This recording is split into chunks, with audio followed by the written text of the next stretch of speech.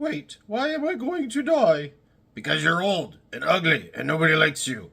But you're even older and uglier and nobody likes you. Ah! Psh.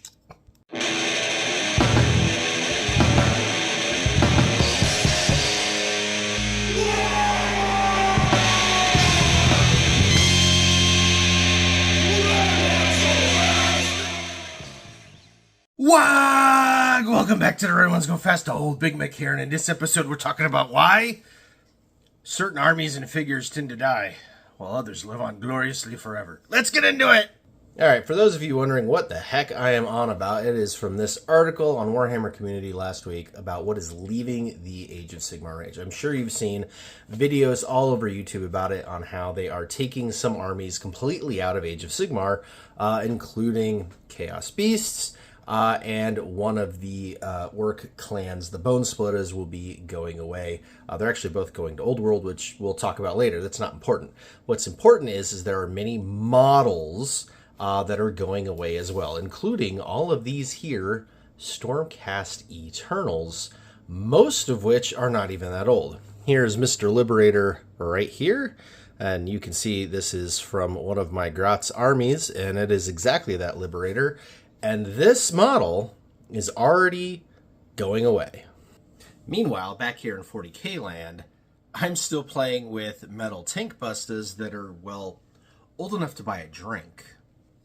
So how does that happen? How do you get factions like Eldar and Orcs with models whose age are measured in decades still being made, still being bought, still being played, while entire factions that aren't even a decade old have a third of their numbers just culled randomly? What is that decider? Now, I've watched dozens of videos about this from all sorts of content creators, and some people look at it from a business stance and go, hey, businesses need to make money, the things that aren't selling go away to make room for new things. But we know Games Workshop better than that. They could print money if they wanted to. One only has to look at whatever new box set is coming out on the horizon that sells out instantly to realize that they absolutely have a demand that they could meet if they kept producing that one set instead of a million different Underworlds warbands and Warcry boxes and Necromunda special characters. And I'm not saying none of those things are cool or should be made, but let's face it, if the company's sole purpose was only to make as much money as absolutely humanly possible, they would print Kill Team till the cows came home, and they would give people the models that they are looking for and the models that they want instead of all of these other special projects. So it's not purely that. Not to mention, these actually sell. Now, obviously not all of them, and I know that the Stormcast Eternals have already had a Primaris kind of style glow up with a change to their armor and whatnot, but some of the models that they are replacing, like Mr. Liberator here, are actually getting replaced with new sculpts. And that's not unusual, even for a youngish sculpt. Sometimes the aesthetics just don't work out right. Now, and again, this isn't about the paint job, right? We're talking about the sculpt and stuff. I actually think that my Grot did pretty good on this. But if you look at the sculpt of this particular fighter, it's not the worst, but it's also not the best. You got kind of this saggy butt thing going on. You've got a big shield and a hammer and a not very interesting pose. And yeah, it just looks like he'd be kind of bulky and hard to swing the thing around. So I definitely see why, from an aesthetic point of view, you're not really going to want to play this or buy this. And if it also isn't very good on the game board, you have no reason to buy it. And that's where these things actually happen. All right, so let me break it down for you in like really broad terms. When you go to play anything, but specifically, right, tabletop wargaming, Warhammer 40,000 or Age of Sigmar in particular, when you choose what to buy, there are two main things you look at, right? Do you like the way it looks? Is what you're buying something really cool that you just want to paint and have on your shelf and own and possess and collect? And also, how does it play on the tabletop? Is this unit really good? Is this model really amazing? Is this character like the linchpin right now? And rarely you have units or models that are both. Let me give you some examples. In all of the ranges, there are models that people just gravitate towards because they look cool, no matter what. Ghazghkull Thraka for the orcs. Everybody wants Ghazghkull when you're an orc. Doesn't matter whether you ever put them on the tabletop, you just have to have the Prophet of the Wog. Titans are incredibly cool. Everybody wants a Titan. You may never put it on the tabletop because there are too many points and you can't play them in certain, game styles and whatnot. It doesn't matter. A Titan is cool. There's just a myriad. Primarchs, right? Most of the special edition miniatures, basically anything that just looks rad. You want to buy it, you want to own it, you want to paint it, even if you're never going to use it. And then you have units that nobody really likes the look of, but because they're so stinking good on the tabletop, you can't ignore them. The poster child for that is the Desolation Marines.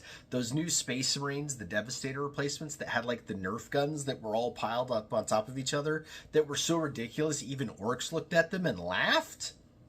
That's a great example of that. Nobody is going to buy a Desolation Squad because they think it looks cool. They only buy it to play it on the tabletop because that's where they are good. Now, you rarely get that unit that's both. The Avatar of Cain is a great example. When that got re-released for the Eldar partial range refresh a few years ago, that model was not only quintessentially so amazing. Every Instagrammer, every YouTuber, anybody that painted minis at all absolutely had to paint that mini right away because it is just gorgeous. And it was really good on the tabletop. Eldar were very hot in the meta at the time, and having an avatar was fantastic. And so here was this unit that stayed sold out for months because everybody wanted one. Because not only if you were an Eldar player, you wanted one to put it on the tabletop and be really good, but also just as a collector, as a painter, as a lover of Warhammer, people that weren't even into Eldar wanted them because you wanted to put it in your display case. You wanted to paint it because it was so cool. And there's definitely been a ton of other examples like that. Mortarion is a really good one on the Chaos side. Morty is a force of nature on the tabletop, even now, but especially way back in 7th and 8th editions, right, when he came out. And just as a model, this giant, winged, demonic Primarch that fell to the dark side, it is just really, really cool. And so you have a lot of, well, not a lot, but there are a number of models that satisfy both. And so all of those obviously are going to sell. If you walk into a Games Workshop store or your friendly local game store and you see these units, you're going to be drawn to them. You go, oh man, these all look so cool, I want to buy them. Oh man, these all play so good, I want to buy them. Oh man, these are both, this is what I'm going to come home with, right? And then you get the units that are neither. And I'm not just talking units or characters or keeping it to that specific. It could be entire game systems, right? We have seen whole game systems fall by the wayside because people just didn't play it enough anymore. We've seen whole armies get squatted before, right? Including the squats. The original squats weren't that dynamic of a range. They were literally space dwarves. They weren't that great on the tabletop, and they didn't really sell as a range. And so the whole range literally disappeared. The same thing, honestly, happened to the original Dark Eldar. They were the poster child bad guy for 3rd edition. They were in the starter box, right? Everybody had Dark Eldar armies. They were really powerful in 4th edition. And when 5th edition came out, Dark Eldar weren't going to exist at 6th edition. I'm getting old, it's hard to remember, but when one of the editions was coming out, Dark Eldar were not going to exist anymore as a faction. The whole faction was going away. Now, part of it is the market got flooded with a bunch of really cheap Dark Eldar models because everybody bought the launch box, and then nobody wanted to play Dark Eldar, so you could pick up Warriors for cheap. But you still had the whole rest of the range, right? There were Raiders and Ravagers and Talos and Homunculi and Witch Covens and all that kind of stuff. But the whole line didn't really sell all that well. When you walked into a Games Workshop store, you had Craft World Eldar that looked really cool and amazing. And then you had these kind of weird looking Dark Eldar guys. But if you liked spikes and things, there was Chaos Space Marines 2 spaces over that were even cooler looking. And so Dark Eldar got kind of missed. And once they fell out of being good on the tabletop, the aesthetics weren't there enough to keep them around. Now, obviously, that got turned around. A couple editions later, they were re-released as the Drukhari, Dark Eldar, with an updated look to them that is honestly on point. They look really cool now. You compare the new Drukhari models to the old Dark Eldar, and there's no contest. And I'm saying this as I was a big time Dark Eldar player back in the day. I actually won a regional Ard Boys tournament with my army. Went undefeated at a couple of tournaments. Like, I'm talking, I was big into it. I thought they were cool. And even I had to admit that compared to a lot of the other armies, the aesthetics weren't really there. And once they weren't a strong army to play, that was the death knell. And the new ones, the new Drukharis, really are cool looking. It doesn't matter how they play on the tabletop, I don't think, anymore, because they do look so awesome. So again, this isn't a new concept to Warhammer. This isn't a new concept. Again, game systems. Where did Warhammer Fantasy Battle go, right?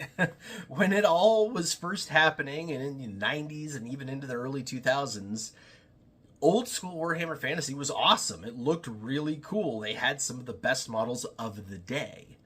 And as technology progressed, as the sculpts progressed, as miniature making progressed, and you got stuff that was cooler and cooler looking, boy, 40K really overtook Fantasy Battle, and Fantasy Battle really started to struggle because they really couldn't put out minis that looked as cool as all the other stuff they were doing. And even compared to the other fantasy segment stuff Games Workshop was doing, Middle-earth was selling fantastic. Mordheim sold really well, right? Like, they knew they could make fantasy minis, but the whole aesthetics of the old world, most of the armies were just getting kind of bland. They weren't cool anymore. They weren't.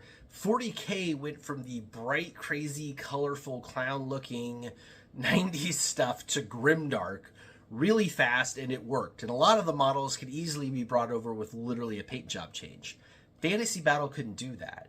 The sculpts were too kind of, I don't want to say dorky looking, because I personally love them, but you know, you've got these giant hands and these giant heads, this heroic scale on these kind of stumpy little bodies, and they're a bit toy-like. They're a bit, you know, just not as cool. And then you look at these newer, refined, especially like the Middle-earth stuff, man, they made some really proportional figures that had crisp detailing.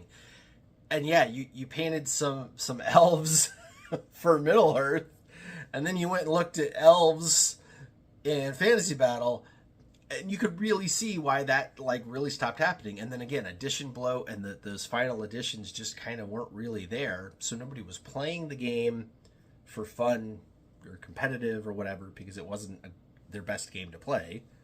And nobody was buying the minis because they weren't the best minis to look at or build or paint. You lose the whole range. Now, obviously, they're coming back and they're fixing a lot of those old minis and fixed the rules with the new Fantasy Battle. And, you know, there's a little bit of nostalgia in that too, right? Like, we're not going to lie. But the long and the short of it still is that there are minis that don't look good and don't perform well, and those are the ones that go away.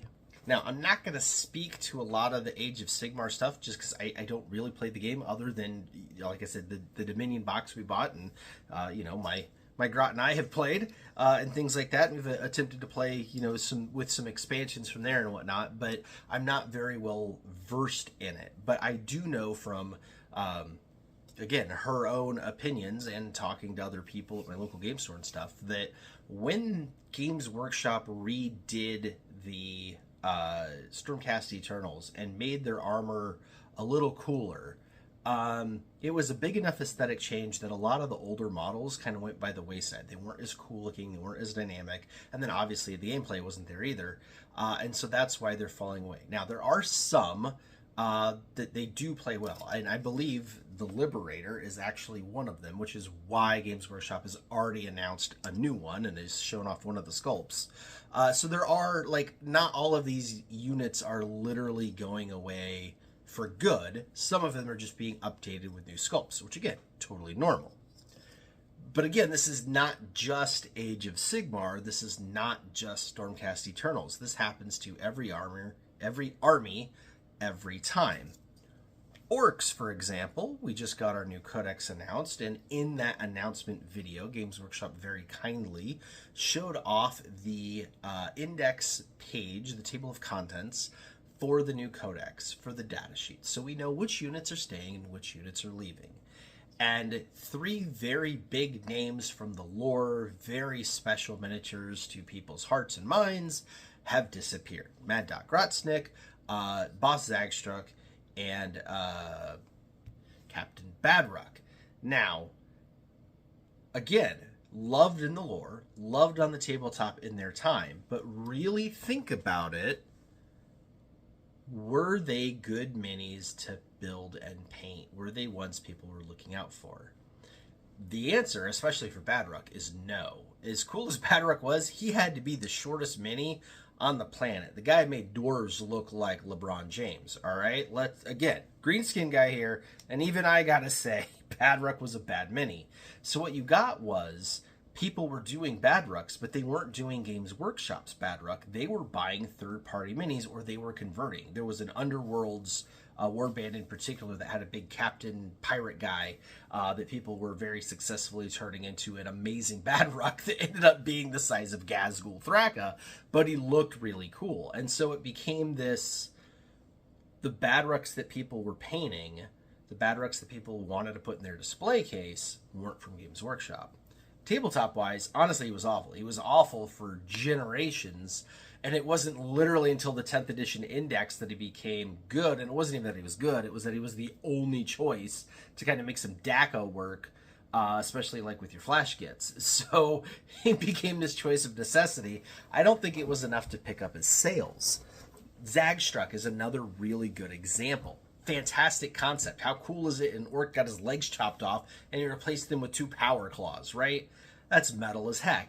The mini, although it looked cool when it came out in, I want to say 1998, in 2024, he's looking a little rough. And so again, the Boss Zagstrucks that everybody was building and painting and making were third party. They were 3D sculpts, they were 3D printed, they were literally converted. Lots of people using the Dying Orc from that Black Templar special edition model, right? Turning him into Zagstruck. So, you know, again, what you're getting is what people are building and painting and putting in their case isn't the mini that Games Workshop is selling, and then no one's playing it on the battlefield because it doesn't play very well. And so this kind of thing actually happens all the time. Now, is it usually a third of a range that's only 9 years old? No. But, to be fair, when Dark Eldar were killed off, they weren't that old either. In fact, it was literally the exact same amount of time. It was 9 years. Dark Eldar debuted in the 3rd edition launch box in 1998. Their whole range was made between the years of 98 and 2000. That was the Dark Eldar. And then summarily in 2007, 9 years later, the whole army was killed. Dead, done. And it wasn't even like how they're doing now. Right now, you could play like your Beasts of Chaos, for example. You could keep playing them in Age of Sigmar until summer of 2025. So you've got over a year to around 18 months left to play that army in the system that it's designed in. And then even then, it's not going away entirely because the Beastmen of Chaos are moving to Warhammer the Old World. So you could still play them in a different game. In 2007, when the Dark Eldar were killed, they were killed. They were immediately told that you can no longer play them in any official Warhammer games. They were gone from the tournament scene. When 5th edition was released in 2008, there was no Dark Eldar. They literally did not exist at all. I would even say there was some retconning in the lore going on, if I'm remembering correctly. But I do remember for sure that the armies were done. You couldn't play them in any tournaments. There was no Legends data sheets. They just simply got squatted. They ceased to exist as a faction. Now, they did make their triumphant return 3 years later in 2010 with the release of Codex Dark Eldar that became Drukhari, and they have been fully supported since then, and again, have become really cool and a staple of Warhammer 40k. But, again, this isn't unprecedented. Entire armies can go away, and new armies at that. Again, 9 years is not that long in the scheme of things. I mean, you consider most editions are, well, I mean, back in the day, they lasted longer. They were like more to 6-7 years, depending on edition. And so, yeah, you're talking about an army who spans maybe an edition and a half, right? That's maybe 2 codexes, right? So you're taking 2 codexes worth of army and then immediately deleting them. But again, that kind of stuff happens all the time. So yes, you know, some of the minis, some of the units are going to get replaced with newer sculpts. Some of them are going to go to the great bin in the sky, you know, never to be seen again. Sometimes you end up with units like these tank bustas that just end up being really, really old. I think Eldar Warp Spiders, I think, are the ones that hold the record right now. I want to say their sculpts were 97. And technically the tank bustas got updated with a couple more units added in, or guys, boys, knobs, you know, whatever. A couple more added in the 2000s to the original couple of sculpts that together comprise the Failcast box you can buy today. But yeah, I mean, you end up with these random units that are going on 10, 15, and even 20 years old, while other newer ones are taken away. The reality of it is, some of the units just, even though they aren't selling because they're old, people are still playing. They're still on the tabletop. There's still a demand for them.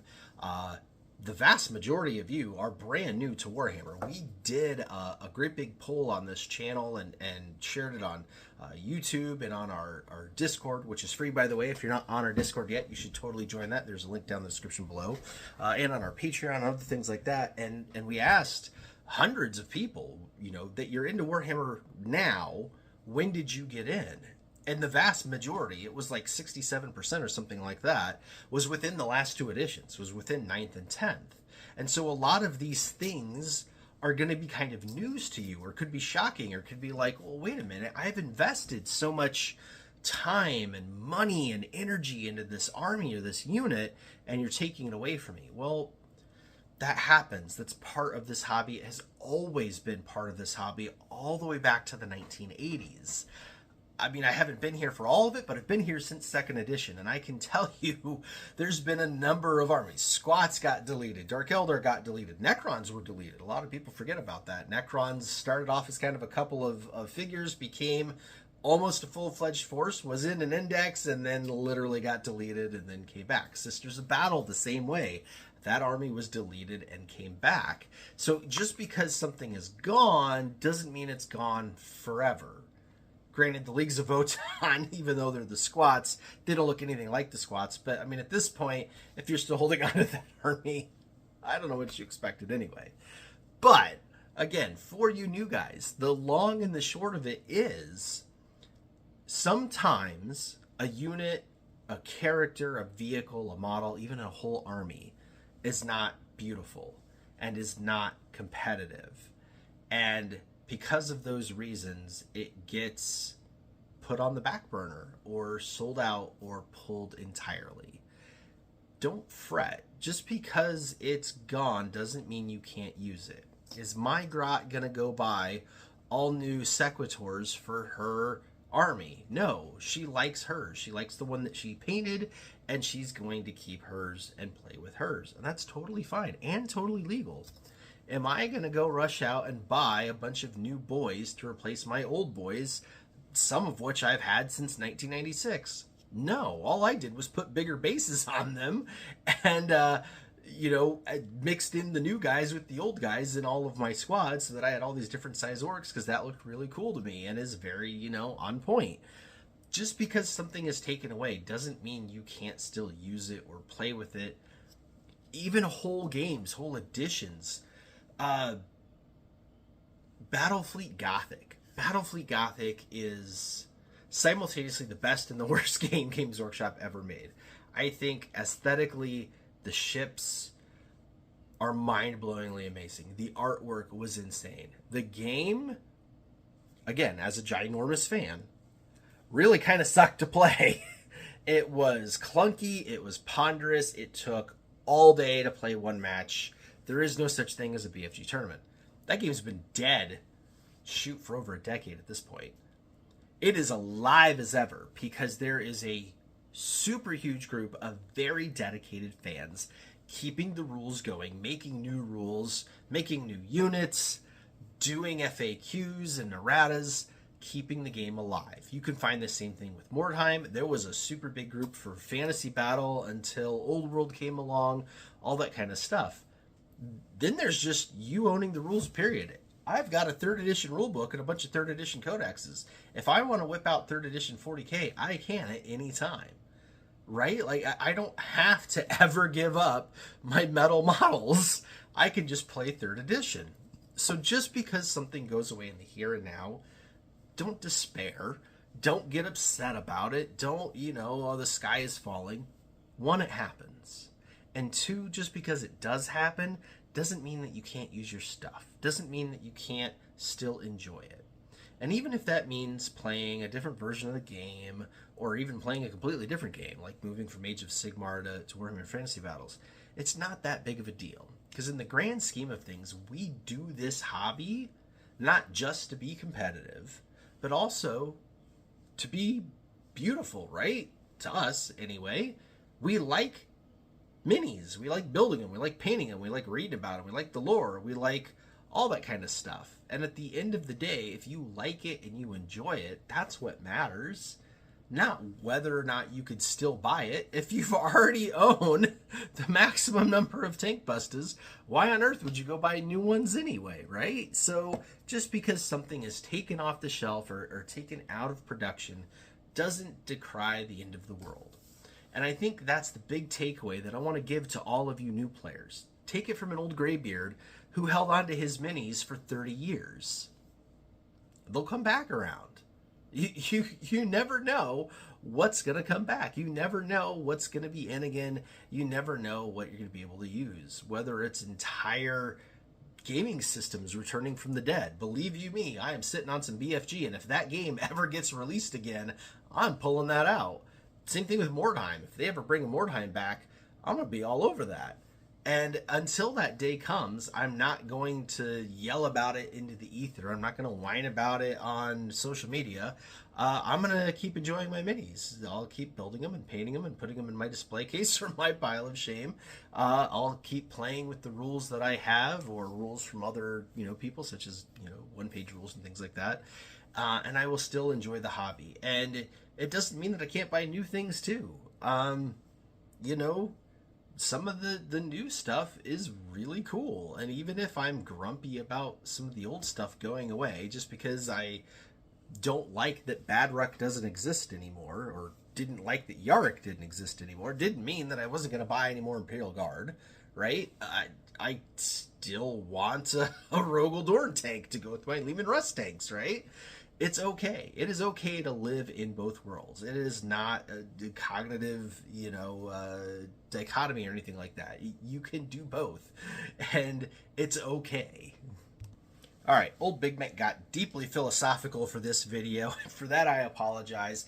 But I think this was really important to talk about because, again, there's been so many videos on it and so much vitriol and so much hand-wringing about these models going away at such a young age. And, I think in the grand scheme of things, it's not that big of a deal. And I've given you a million reasons why. So anyways, that'll be enough for this video. If you like what you saw, I'd really appreciate any kind of support on the algorithm. Every little bit helps me and every other creator out there. So like and subscribe and all that stuff. There's some links down in the description below for both our Discord server, which again is completely free, as well as our Patreon if you'd like to support me even further, as well as my Teespring, where you can get things like my Red Squig shirt and my The Red Ones Go Fast sticker, and other products coming soon. I hope you enjoyed this video, and then I'll see you again in the next one. And until then, walk on!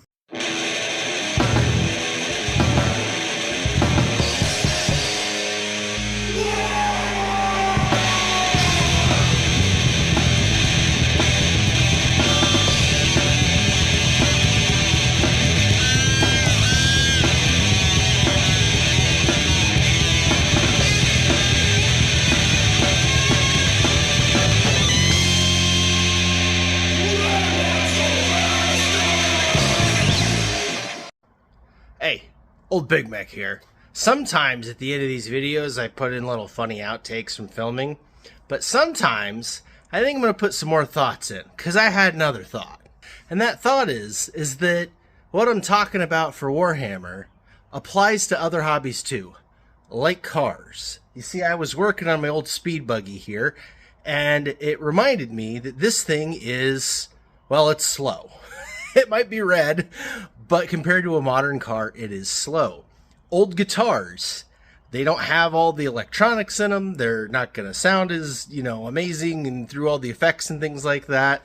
Stuff like that, right? Every hobby has this problem where newer stuff comes out that replaces the older stuff. But if you get something that you love, whether it's an old car or an old guitar or whatever, it doesn't matter. It doesn't matter that it's not the fanciest guitar. It doesn't matter that it's not the fastest car. It doesn't matter that it's not the best army on the tabletop. What matters is that you love it and that you're still willing to own it and put up with it and have it in your possession. And so my closing thought is, don't buy Warhammer stuff because it's good on the tabletop. Buy it because you love it. And then it doesn't matter if it goes away because you already own what you love. And you will be able to continue to own it and love it and appreciate it no matter how old it is. No matter how many hundreds of thousands of miles it has on it. No matter how many gigs it's played. Right? That's the final thought. And with that, just to show how awesome Old Big Mek is, the first person that watches this whole thing and actually sees this, shoot me a message on the Discord server. Again, the link is down in the thing below, so if you're not already on there, go click and join up. Shoot me a DM on Discord. Let me know that you saw the ending here, and the first person to do that will get a custom, hand-drawn orky photo from Old Big Mek personally. All right? So hop to it.